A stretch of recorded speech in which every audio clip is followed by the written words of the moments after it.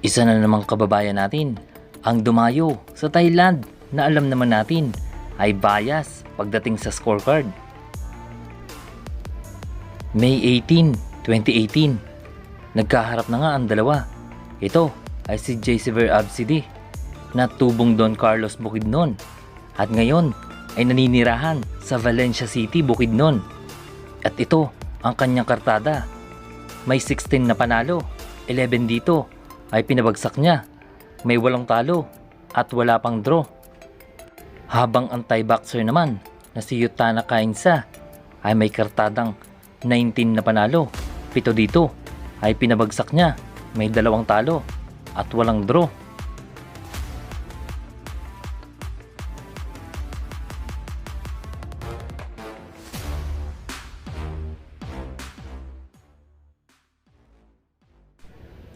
Panoorin natin ang naging highlights ng kanilang naging laban. ฟิลิปปินส์รายนี้ดูหัวไหล่ดูซิกแพคงานของสิทธิ์หมอเสงคงจะลุ้นอยู่หน้าจอช่อง7 สีแล้วครับขณะนี้เพราะว่าสแตมเองก็สวมสีเสื้อสิทธิ์หมอเสงผิดซองครับคุณยายทัศน์วันนี้โอ้ยนี่นะครับมาแล้วครับถ้าสแตมติดผิดซองส่งผิดบ้านนี่ยุ่งเลยครับวันนี้ครับเมื่อสักครู่นั้นติดไม่ต้องระวังครับซ้ายตรงโอ้โหเอาครับเดี๋ยวต้องดูครับระยะยาวมากนะครับผู้ท้าชิงเจเซเวอร์แอฟเซเดเราต้องรัดกุมนะครับต้องรัดกุมแล้วนะครับได้ครับโอ้ยมาแรงมาเร็วครับเรางัดคืนได้เม็ดหนึ่งครับซ้ายหน้าของสแตมไม่ตาครับมวยอย่างนี้ถูกคู่ถูกที่ถูกเวลาด้วยนะครับนั่นครับดูครับต้องไม่ตกนะครับ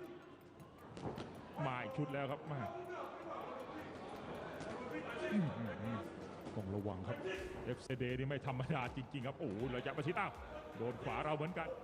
น่าจะมีช็อตเด็ดจากช่อง7 สีนะครับอย่างนี้เอาครับคัดมาสวยๆเลยครับทีมงานตัดต่อเอาครับนี่แน่ครับเขาเปิดใส่เราแล้วนะครับต่างคนต่างเวียงไม่โดนโอ้ยต่อยน่ากลัวมากเลยดีเอาแล้วครับโดนลิ้นปีโอ้ยนี่ครับเขาทิ้งซ้ายใส่ทั้งหัวไหล่นะครับจะดูมวยสากลแบบมันๆถูกคู่สักทีครับนี่ตื่นเต้นแล้วนะครับมาถึงขนาดนี้นี่ดูว่าเกมตื่นเต้นแล้วเดี๋ยวดูครับจะเป็นหนังจีนหรือว่าสั้นตายหรือว่าวิ่งรอบภูเขา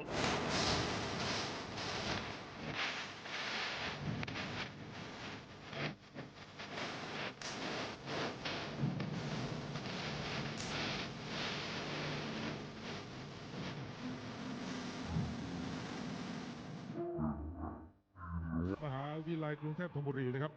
ขอบคุณบริษัทหมอเสกคุณชัดชัยคุณนิพาแสงสุริยะชัดคุณพิชัยกิติธิบริษัทเจริญสุขเพชรตัวจำกัดเกียร์เต่าคงจะลุ้นอยู่หน้าจอช่อง7 สีครับรวมถึงยาสีฟันสมุนไพรภูมิคิรินครับพิระเขาใส่จัน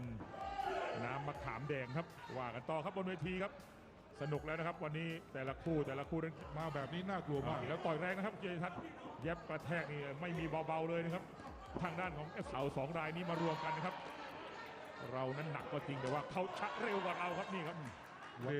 ทำได้ดีครับแล้วนะครับโอ้ยอันตรายครับเวียงไปเวียงมาอันตรายครับสแตมทิ้งทั้งตัวนะครับบอกให้ดีครับโอ้ยHindi pa nag-iinit ang laban ay pinabagsak na agad ng ating kababayan ang pambato ng Thailand.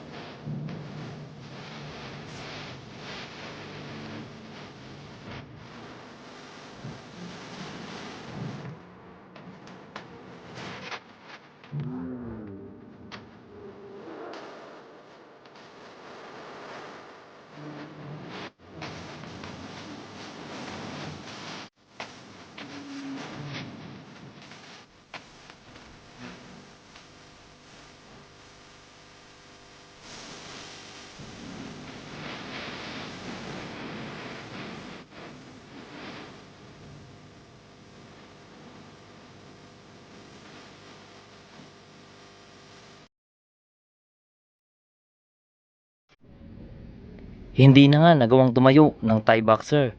at idineklarang panalo ang ating kababayan. At kung nagustuhan nyo ang bidyong ito, ay huwag kalimutang mag-subscribe at i-hit ang notification bell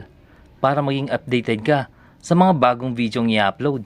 Maraming salamat sa panonood.